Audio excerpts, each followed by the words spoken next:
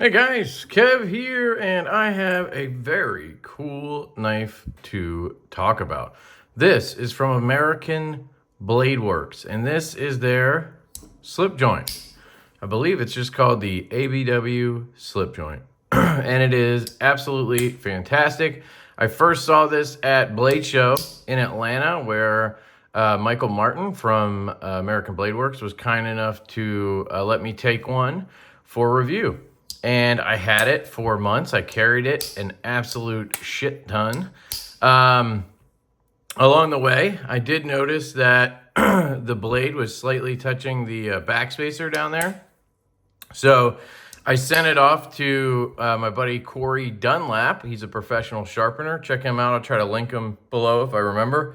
But he's absolutely great sharpener. You can just go on his website, order mail-in sharpening, send the knife. You don't even have to talk to him if you don't want to.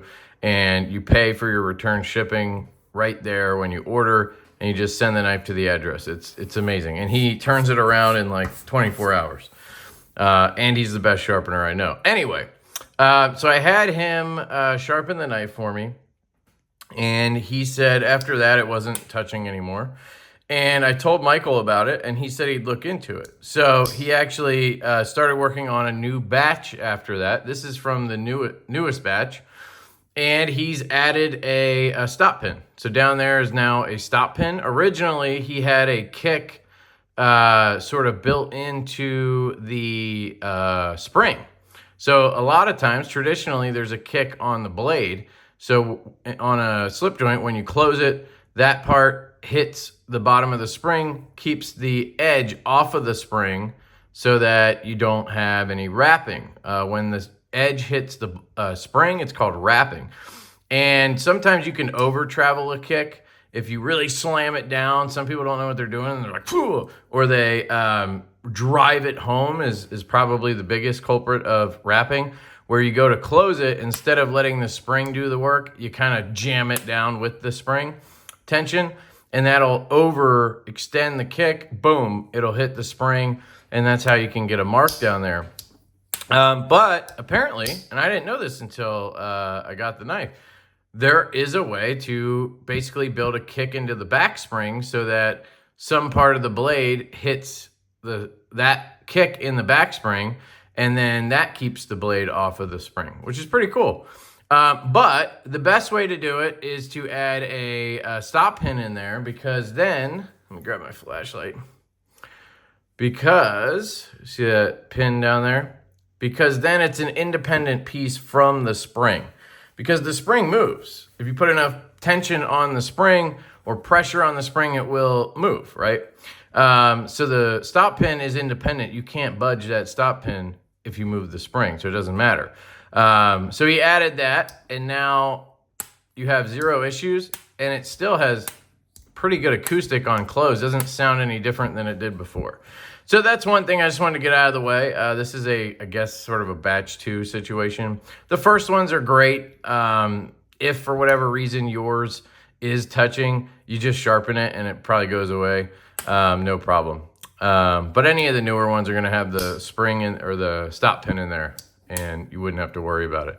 So that's basically my one nitpick on the knife. I absolutely love everything else, and now with this version, it's perfect. This is an American-made slip joint. It is in titanium, so you have this beautiful milled titanium handle, right? And then you have a MagnaCut blade steel at 64 HRC. I'm pretty sure he cooks that MagnaCut at 64. I guess I'll say 63, 64 just to be safe, but I'm pretty sure he goes for 64 on it. So you have unbelievably well done MagnaCut, which is another reason, even if you had one from the first batch that was lightly touching the spring, I don't think it would do that much damage to the edge, but you know, that's besides the point at this point. So absolutely fantastic. You have a beautiful sheep's foot blade. Now, the best thing about this knife, obviously the knife is fantastic, but the best thing about this knife is the price.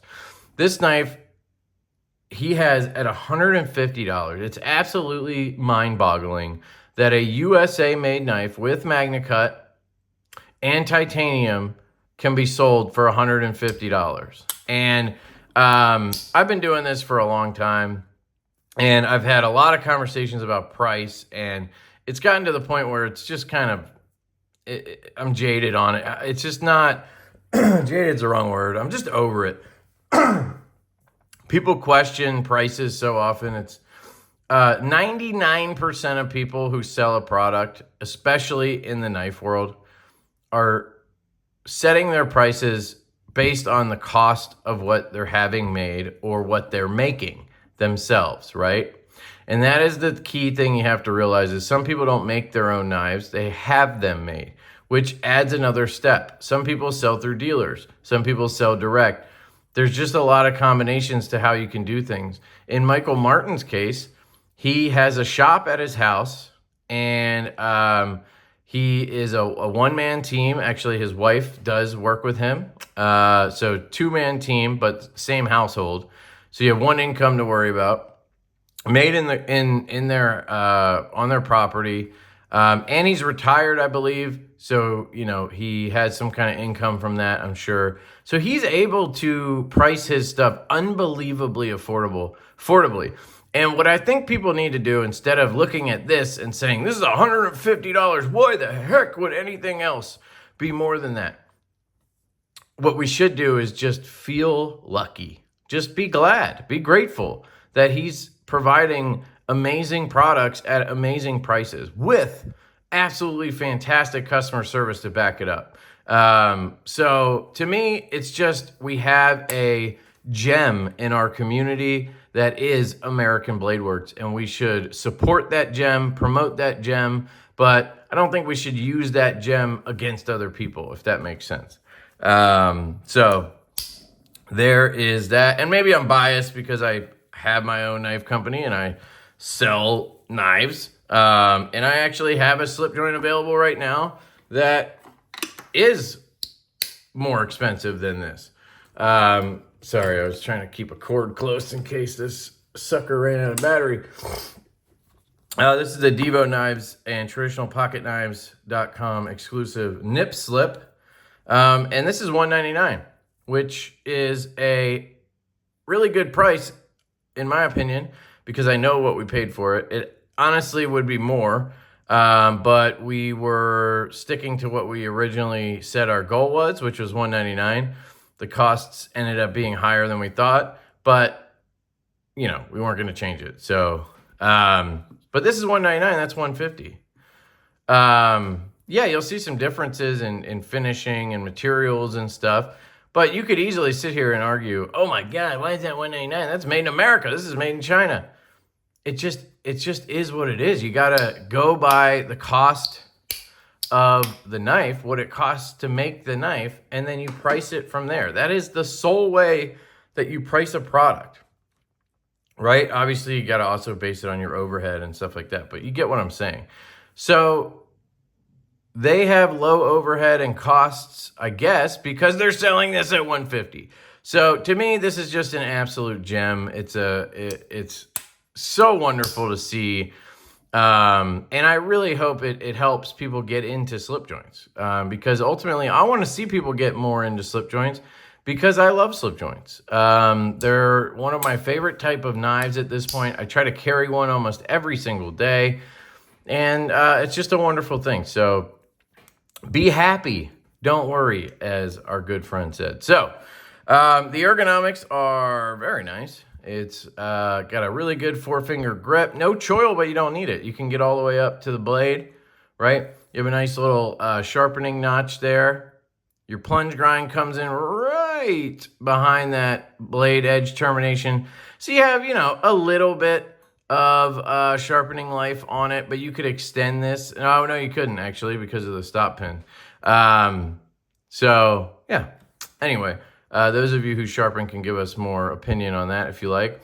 I love the milling lines on the titanium. I love the hardware. I love that pivot with that little bit of a sort of crescent there. Just think that looks really clean. I like a milled pivot versus putting a logo on there with a laser. You have a nice little, long pull here. Now, I don't use it, really. You could grab it back here if you want to have a stronger feel. but I usually grab it up in this area.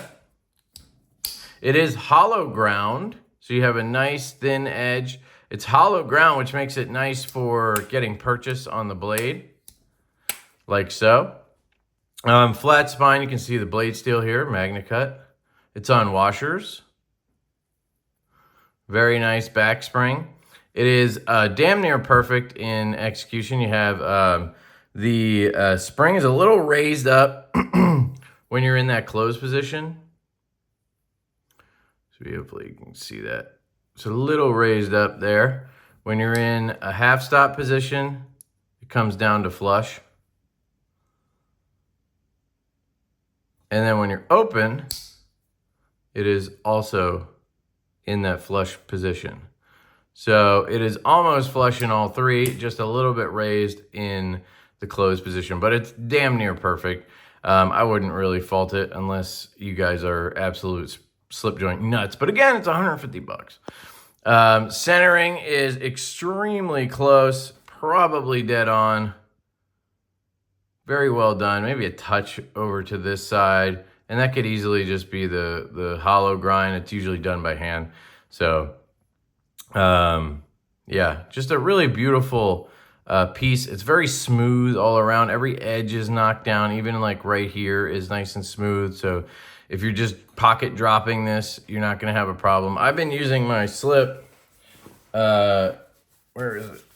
Oh, it's in my front pocket. I've been using this slip from my nip slip and sort of sharing space with the ABW Slipjoint until after I do this review. I'm sending this off to Duty's Daggers.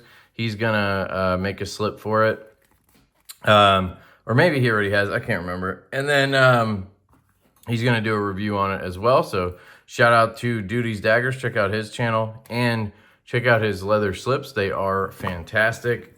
This was originally made for this knife, which is a little shorter. So you'll see this sticks out a little bit. It's because it's not made for it. It's made for this. Nice tight fit. Good size, very small. I mean, it feels fantastic. And for those of you who do have a nip slip, here is a size comparison. I think they are very comparable. I think it's a little bit bigger. Oh man, that's really close. So you have 5.5, just under 5.5, I'd say, on the nip slip. And on the ABW, you have 5 and almost 5 3/4. So about 1/4 of an inch difference in terms of overall length. You're going to get more blade length on the ABW because you do not have a forward finger choil. So those of you who want as much blade length as you can on the small form factor, this one makes sense. Now, I do really like having that choked up grip. It also gives you a really comfortable ergonomic grip when you're holding the knife, and you don't have to worry about putting your finger up here because you have a choil. So you can't really close it on yourself, which is nice. So it takes away that aspect where you have to worry about putting your finger up here. Because I have a problem with slip joints where a lot of times I really just want to put my finger up here, but obviously that bad if you are going through a cut and then you come out of the cut and you're just going to close it on yourself. That was one of the reasons we added a choil here to negate that a little bit. So just a little size comparison for you there. I also have the Kvis Blade Works Vanish, which is quite a bit smaller. There you go. I don't have any Jack Wolfs right in my area here. The other slip joint I have is a Notorious EDC Kingpin. Review coming up on that in a second, or in another video. So there's a little size comparison for you. It's bigger than the Vanish, smaller than the Kingpin. And they're all, if you can't tell, I have a style. I really like, I like slim slip joints in a lot of ways. It is, it depends on the design, but walk and talk on this knife is very good. I can tell he worked on it from the original one I had. The opening acoustic, so I'll just let you listen to it.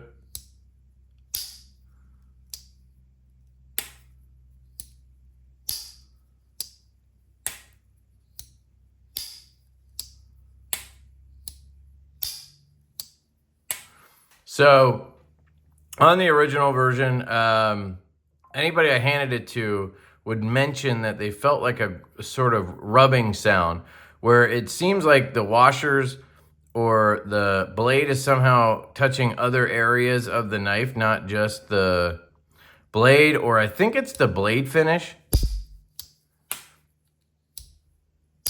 And he changed the blade finish. So it was a satin on the one I had with sort of a step milling. And I think those lines were on the part of the blade back here, the tang, and they were maybe rubbing, because you could feel this sort of like zip, zip, zip, zip sound and feel, but it's gone. I think I noticed it like the first few times I opened and closed it, but then it was gone. So I think that might be partly why they switched over to this sort of acid stonewash look, which looks great, by the way. I think this is clean. I will double check it real quick for you. But I think it has that sort of dirty look to it. That's just how it is.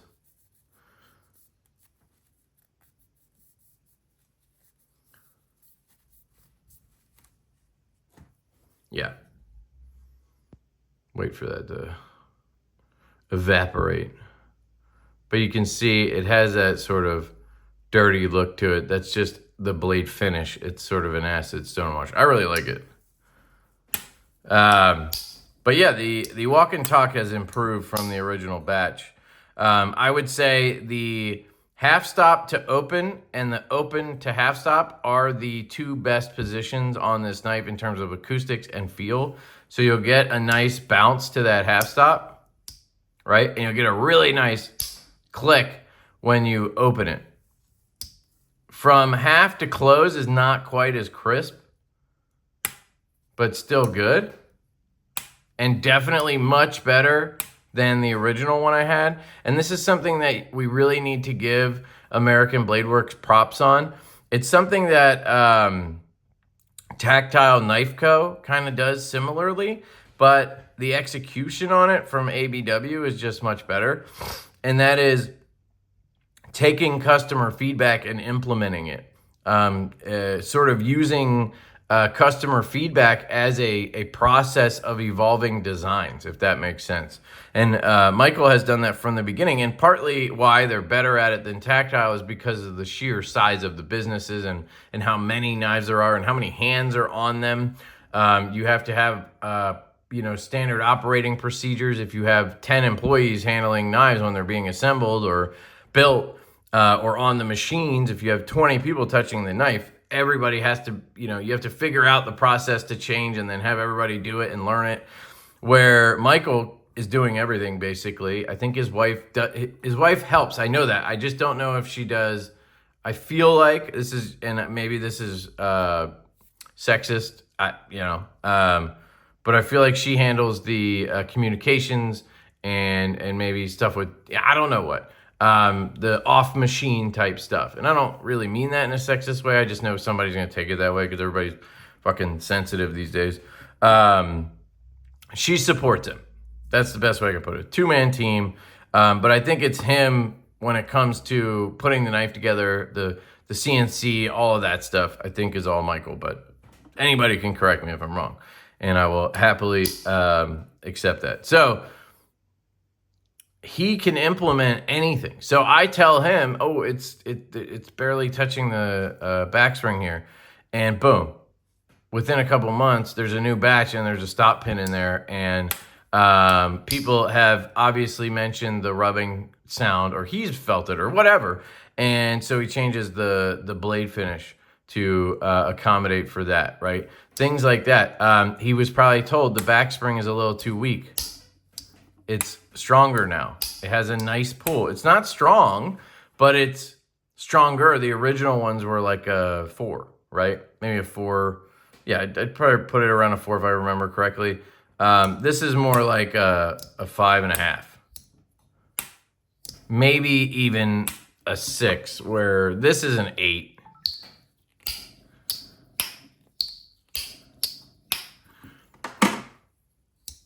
So yeah, I'd put this at maybe a 6, 6.5. It's very well done. And so the improvements over time are just impressive for me with ABW. It does lend me to suggest to the average consumer that you should wait until batch 2 or 3 before you buy one. And it's hard to know, when that's all happening. But if you know the knife has been available for a little bit and then you get one, you're pretty much guaranteed to get one with that extra QC sort of built in. Not to say the original ones weren't great, because they were. So, and you get to be a part of that process. And I think that's a really beautiful thing. Yeah. So I don't mean any of that stuff to come off in a negative way. Honestly, I really appreciate the way that Michael runs American Blade Works. It's refreshing. In a world, USA made world, where almost nothing happens quickly, and changes do rarely happen, and it just seems like everything's very slow. Michael is very quick and nimble on his feet, and that's again, it's a testament to his business model, and we have to give him credit for that, and we have to just be glad that we have that in our world, that we have that in our knife world. That's amazing. And not everybody's going to be like that. Not everything is going to be the way that they do it. But we should give them the props they deserve. This is one of the best knife companies that exists today. So I don't know how else to put it. It's a top 3 knife company in the knife world. I would argue it is a top 3 knife company. Now, they're not going to have the volume you get from Benchmade, Microtech, and whoever else makes, expensive junk, essentially. I'll get some shit for that, but I mean, but you're going to get quality knives, and you're going to get a company that listens to you. How refreshing is that? To have a company that listens to you. You give them feedback, boom. Next batch out. Let's fix the problems. Thank you. I love that. I try to do the same thing. I try to take customer feedback and we try to implement that as quickly as we can. The next batch that comes out, you're going to see those improvements, or you should see those improvements. There's really no excuse for it, unless you're just trying to churn out more knives. But that's not a way to run a business, in my opinion. You want to accommodate to your customers. That's just, you want to accommodate to your base. That's just common sense to me. But anyway, I'm getting into a rant here. This knife is fantastic, and I highly recommend it. And there's really no argument to be had for why you wouldn't want this, other than aesthetics, because it's not your style, size, because it's not your size. That's about it. $150, USA made. USA made, Magna Cut 64 HRC, titanium. So you're getting the premium stuff here for $150, made in the USA. I mean, shit, that's absolutely bonkers, dude. This is almost cheaper than QSP Hedgehog slip joint, which is probably the most well-known affordable slip joint that people use as an argument for all types of stuff. And this, I mean, if you had one made in these materials, which traditional pocket knives did, and I believe they launched at $145, just be happy. that we have ABW. Shout out to Michael Morgan, absolute legend. Let me just show you the packaging real quick. Comes in this cool little tin. AmericanBladeWorks.com, American-made knives. Really cool little tin. Pop it open, boom. You get a little cutout for your knife. Your knife slots in there some which way. I gotta figure it out because I'm an idiot. There you go. And I believe there was an American Blade Works sticker, which I've now misplaced. And that's it. What else do you need? Nothing. You need nothing else. If you need a slip for your knife, like I said, I'll just double check. See, there's nothing else in here. If you need a slip for your knife, what I will suggest to you is that, again, you can hit up Duty's Daggers to get a slip, which is also going to be handmade in the United States. You can go over to traditionalpocketknives.com, and I will link them down below. Hopefully, they'll get some of these as well in the future. And Traditional Pocket Knives has a plethora of available slips with their little with their logo on it. They had a bunch that fit the nip slip on there, so I guess it would be like a small slip would be the size.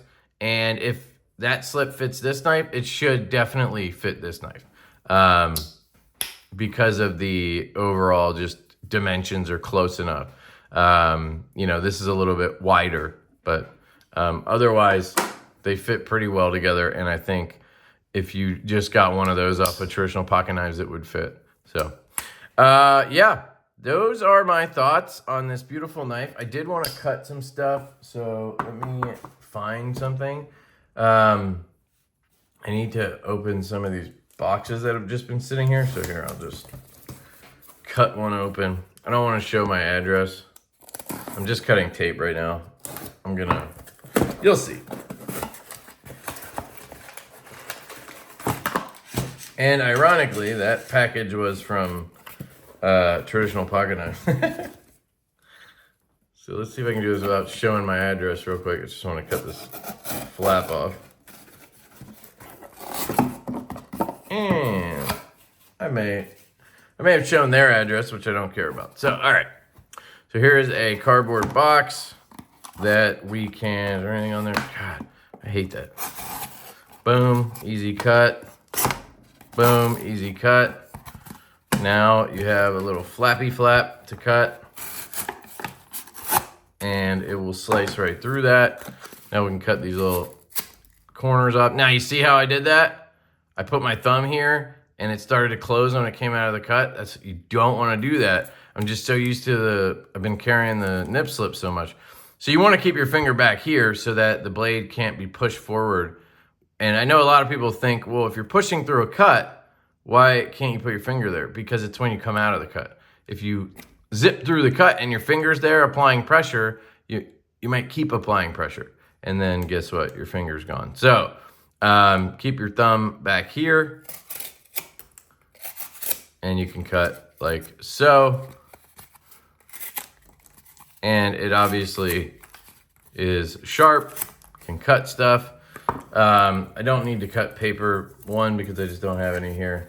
I have a little, let's see what I got. I got a little label here from Traditional Pocket Knives, just to show you. Beautiful. Yeah, it's a great little knife and a great company. So there you go. Let me know what you guys think of the American Blade Works slip joint. And I'd love to hear your thoughts in the comments. Hit the like button if you can. It does help out the channel. I never really asked for that, but I think maybe I should because it'll help the videos do better. And I should probably care about that. I feel weird asking you guys, subscribe and like. But I should. So you know what? Subscribe and like and hit the notification bell. Join my memberships. I do giveaways. I try to do them monthly. It's been a little while just because I've been busy as hell and it's not going to get any better, but I will keep working on that. And this is beautiful. This is a gem. Remember that. I love you guys. I hope you have an absolutely fantastic day. Check out Duty's Daggers. That's where this is heading. And I'll catch you guys later.